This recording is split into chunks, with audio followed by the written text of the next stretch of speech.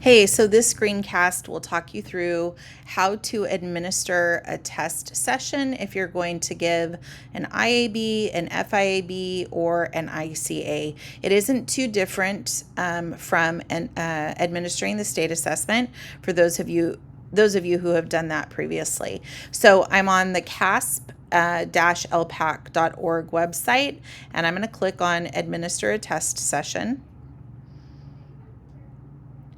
And then when it says Start Test Session, I'm going to do Test Administrator Interface Logon.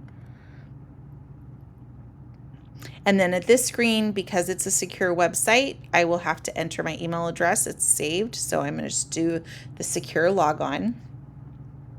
And then it will note any active sessions. Again, this is way more common if you're doing the CAASPP and you're supporting kids in multiple classrooms perhaps, but for us right now, there won't be any active sessions. And I'm going to come over here to start an in-person session.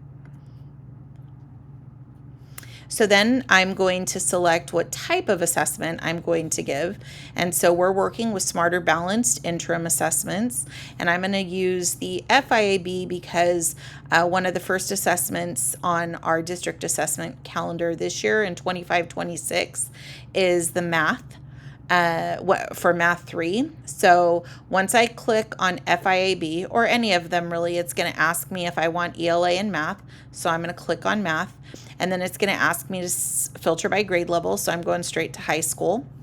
And then I'm going to scroll down and see if I can remember that high school math, the first FIAB of the year, is to solve equations and inequalities, linear and exponential. So I'm going to click on that. And then the other thing that I need to do is determine the manner of administration. So when you give an assessment, you can choose to give it in a standardized or a non-standardized form. For district assessments, we are going to do standardized. However, if you decide, my kids don't have a lot of practice in the CAASPP system and I want to let them practice with the tools within the assessment, you might do non-standardized. But my recommendation would be not to do that with any of your grade level assessments.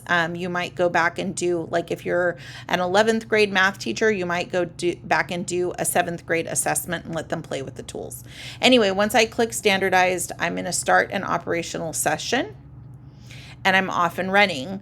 So I've started the session. I need to make the operational session ID visible to students who will be able to take the assessment on an iPad or on a laptop using the California Secure Browser. Again, the same thing they would use during a test assessment. You will be asked to approve students after they have entered their information. So the approval tab will appear and you can approve them to begin testing. And this will also allow you to monitor their progress as you go through. So that's how to do test administration on the CAASPP website.